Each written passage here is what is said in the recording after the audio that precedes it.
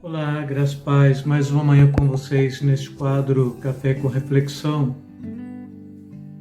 E como havia proposto esta semana, de fato eu vou estar trabalhando com este conceito família, não é? Trouxe a primeira abordagem ainda ontem e quero dar continuidade. E como referência bíblica eu gostaria de pegar Provérbios capítulo 24, versículo 27, que diz: termine primeiro o seu trabalho a céu aberto, deixe pronto a sua lavoura, depois constitua sua família.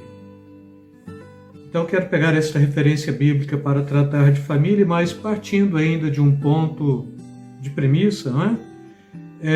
Do ponto de vista do segmento cristão reformado, a família ela não é uma ordenança. A família, ela não é um sacramento também. A família não é sagrada, mas ela é santa. E a família, ela é a instituição mais antiga na face da terra, proposto pela própria Bíblia mesmo. E a família, ela consegue sobreviver à própria queda de Adão e Eva no paraíso. E neste contexto, então, quando estamos falando de família, estamos falando da instituição mais antiga da face da Terra, não é? E ainda ontem falei para vocês sobre o conceito de família com a proposta de que Deus instituiu a família mesmo. E quando pegamos o conceito da família na análise do ponto de vista antropológico, eu diria antropológico cristão, não é? Serve para se referir, para apresentar a unidade de reprodução biológica e social da família. Então, quando você pega a família do ponto de vista antropológico cristão, a família ela tem esta capacidade de se apresentar como uma unidade de reprodução biológica e social. Reprodução biológica porque, então, pela junção de um homem e de uma mulher, vêm os filhos, e também de reprodução social, porque a família ela tem que interferir no conceito da sociedade. Então, famílias decidem o conceito e o rumo de uma nação, e assim por diante. E também, quando fala de família, família é criado por laços de alianças, e isto instituído pelo próprio casamento também. E este casamento ele é feito de uma forma consensual, onde o homem e a mulher entram livremente para dentro deste contexto da vida conjugal, não é? Uma outra análise antropológica cristã é que também trabalha a família por vínculos de descendência biológico ou não, entre pais e filhos, e por elos consanguíneos entre irmãos. Então, a própria Constituição brasileira ela vai trabalhar a família dentro deste aspecto primário como sendo, então, a união de um homem e de uma mulher, mas como sendo também a família um vínculo de descendência biológica, trazendo seu aspecto de consanguíneo, né? Então tem vínculo de sangue, né? E entre irmãos ou não. É o que a própria antropologia cristã está propondo e é o que a nossa Carta Magna também está propondo. E quando a Bíblia trabalha este conceito da família poder ser de forma consanguínea ou não, a gente vai pegar o próprio Abraão quando ele está apresentando que o único herdeiro que ele tinha na sua casa era um mordomo, o servo ou escravo, Eliezer, né, o Damasceno, que lhe servia, porque então ele não tinha filho, e ele compreende que então este mordomo ele já tinha uma estrutura bem consolidada dentro do seio da sua família, ponto de ser ele o próprio representante da sua família, caso ele e Sara deixasse de existir. Agora, como comunidade, irmãos, de produção social e biológica, a família ela é responsável pelo processo reprodutivo.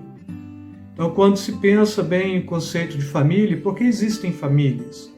Porque a família é responsável pela perpetuação da raça humana. E quando a gente pensa a família dentro deste processo reprodutivo, a gente vai compreender que tudo aquilo que não reproduz dentro deste conceito, mas que busca por militância e que busca por argumentos de lei, não é família.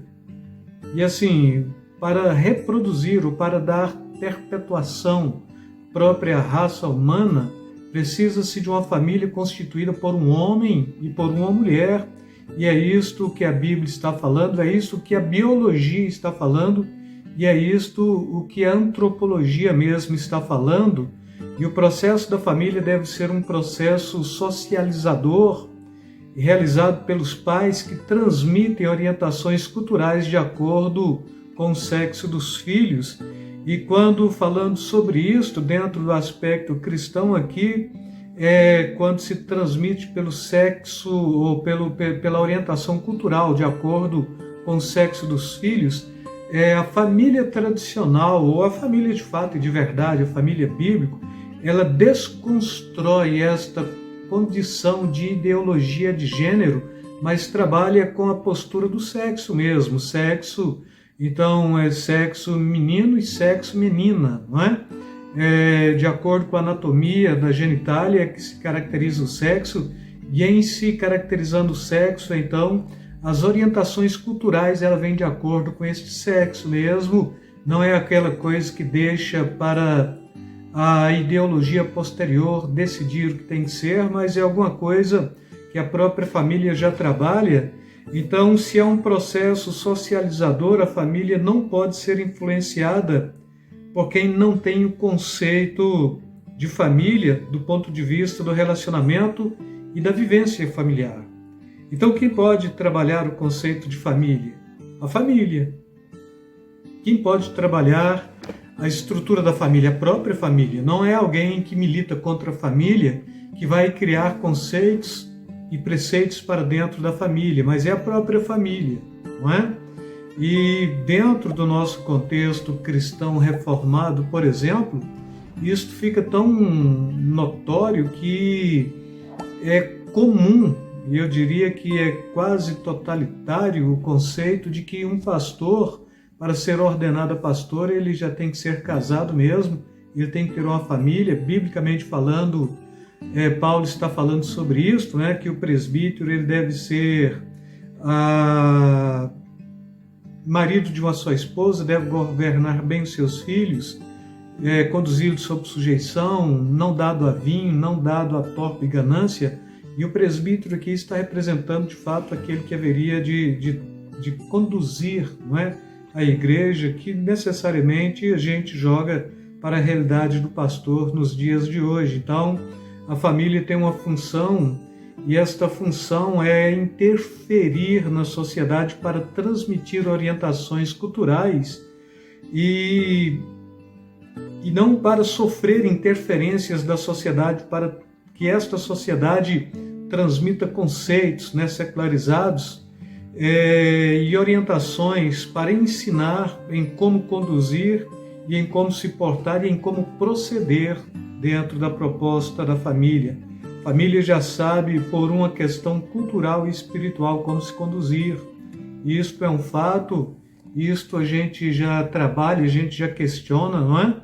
E a gente já vem por esta cultura que a gente chama dentro da sociologia de familismo. Posteriormente vou estar falando sobre isto.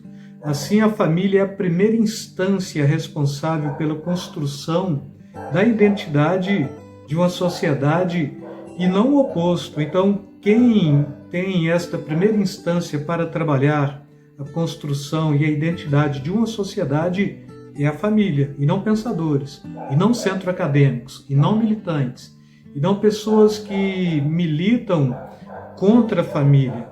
A família como unidade de reprodução social, ela aqui nesse contexto de reprodução social, então a sociedade ela vai ter a sua cultura e ela vai ter a sua reprodução social, o seu arcabouço sociológico, vamos dizer assim, dentro da própria família, e ela constitui-se como um grupo de convivência no qual tantas as formas da sociedade quanto as expressões de afetividades são por modelos ou padrões culturais criados pela manipulação de sistemas simbólicos mesmo, e a gente vai pegar símbolos dentro da família. Um símbolo é o macho, outro símbolo é a fêmea, e a gente vai criando símbolos para caracterizar esta família e assim por diante. E hoje podemos dizer que a família sofre muito com estas tentativas de mudança da estrutura familiar, não é?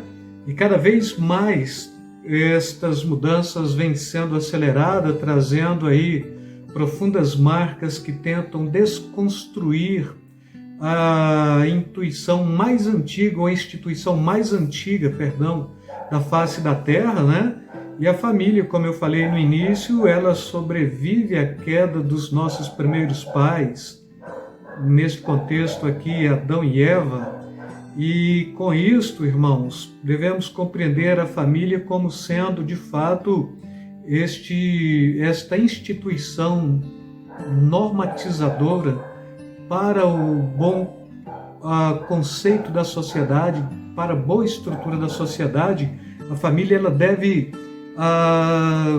interferir e influenciar a sociedade e não o oposto. Quando a família começa a ser influenciada pela sociedade, a família começa a perder e a família começa a desconstruir o seu padrão, e até mesmo por novelas. A gente vê novelas que a estrutura toda da novela é contra a família, a estrutura toda da novela é contra os bons princípios da moralidade cristã e familiar. E muitos cristãos têm que assistir todos os dias aí o seu capítulo de novela, onde joga com a traição, onde joga com a pluralidade sexual, onde joga com a banalidade do sexo também. Então o conceito namorar já é um conceito totalmente destituído do conceito que a gente trabalha dentro da família, né? Então, muito comum ouvir e ver em filmes aí uma moça falando meu namorado, mas é namorado porque já estão morando juntos e levando a vida marital. Então tudo isso de alguma forma já traz o empobrecimento da família, e a família ela deve interferir até nos meios de comunicação e nos meios artísticos, né? E não deixar ser influenciado por esta corja que banaliza o conceito e que percebe que, se banalizando o conceito, eles prevalecem e o ibope deles crescem. A família ela tem que jogar contra tudo isso, sabendo que Deus constituiu a família, é a primeira instituição, e ela suportou e ela sobreviveu à queda de Adão, e com certeza, se ela sobreviveu à própria queda do homem e da mulher, ela consegue também sobreviver todos estes tipos de viés que vêm contra, para afligir, para afrontar a estrutura da família. E com isso eu quero deixar para vocês esta primeira fala, dando continuidade, aprofundando cada vez mais dentro desta proposta família, e convidando vocês aí a fazerem as suas inscrições, ativarem o sininho, deixarem seus comentários, o like, né? Visualizar aí o nosso canal, a nossa página, e contribuir de alguma forma. E com isto quero despedir de vocês neste instante. Um beijo na alma, um beijo no coração. Fiquem na paz.